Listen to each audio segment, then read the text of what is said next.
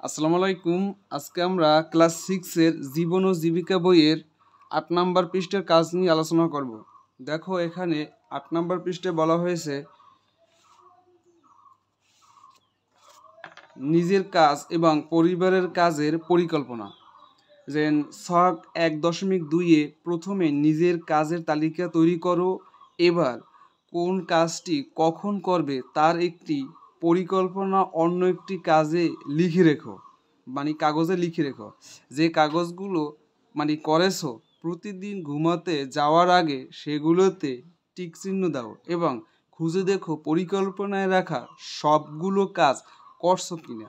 যদি কোনো কাজ তুমি করতে না পারো তাহলে কাজটি করতে না পারার কারণ আত্মপ্রতিফলন কলামে লেখো এবং তোমার অভিভাবক বা পরিবারের যে কোনো বড় সদস্যর কাছ থেকে প্রতি সপ্তাহে মতামত নিয়ে রাখো।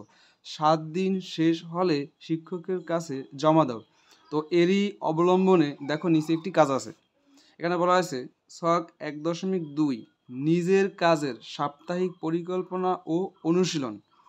এখানে বলা হয়েছে নিজ পরিকল্পিত কাজ তা এখানে হবে, এখানে বারগুলো হবে যেমন রবিবার, সোমবার, মঙ্গল, বুধ, বৃহস্পতি, শুক্র, শনি। আর এখানে হবে কি আত্মপ্রতিফলন। ঠিক আছে, তো দেখো এই কাজটা আমরা কিভাবে করব।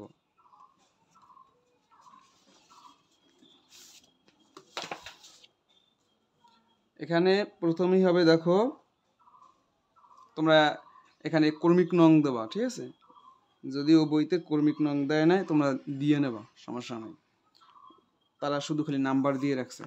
তো এখন দেখো প্রথম হবে কি ক্রমিক নং নিজে, মানে কি নিজে পরিকল্পিত কাজ, তারপরে বারগুলো দেবা, তারপরে আত্মপ্রতিফলন। তো 1 নম্বর হবে কি নিজের বিছানা গোছানো। তো এগুলো তুমি প্রতিদিনই করো, এই জন্য সবগুলো ঘরে টিক হবে। যদি কোনোদিন না করো তাহলে ওই ঘরে তোমার টিক দিতে হবে না। ঠিক আছে, তো এরপর তুমি দেখো যে সময় মতো পড়াশুনো করা। হ্যাঁ, তুমি প্রতিদিন করো, এই জন্য সবগুলো ঘরে টিক দেবা। তো এখানে এসে কি আত্মপ্রতিফলন হবে কি বেড়াতে যাওয়ায় শুক্রবারে পড়াশুনো করতে পারিনি। 3 নাম্বার পড়ার টেবিল, বই, খাতা, কলম গোছানো। এগুলো সবগুলো টিক দেবা, আর এখানে কিছু দেওয়ার প্রয়োজন নেই। 4 নাম্বারে নিজের প্লেট, মগ, চামচ ধোয়া এবং গোছানো। সবগুলোই টিক দেবা, আর এখানে লাগবা মানে অন্য একটা কাজের জন্য এই কাজটি করতে ভুলে গেছিলাম। তো 5 নাম্বার হবে মানে কি কাপড়, জুতা, মানে কি মোজা ও জিনিসপত্র গোছানো। সবগুলো ঘরে টিক দিতে হবে।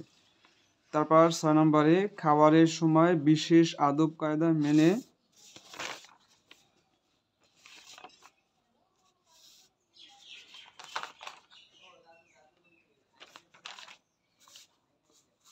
তো এগুলো তুমি সব ঘরে কি টিক দেবা। এখানে যে খাবারের সময় বিশেষ আদব কায়দা মেনে নেওয়া,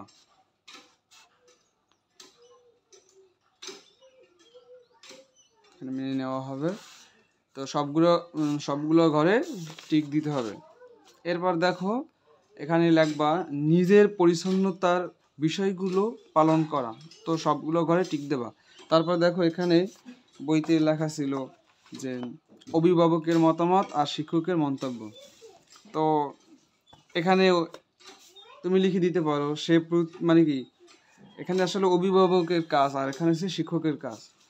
তো এগুলো তারা করবে। তারপর আমি এখানে লিখে রেখেছি যে সে প্রতিদিনকার কাজগুলো নিয়মিতই করে থাকে, আর শিক্ষকের এই কাজটা তুমি করতে পারো। ঠিক আছে, আর এটা তোমার করার প্রয়োজন নেই।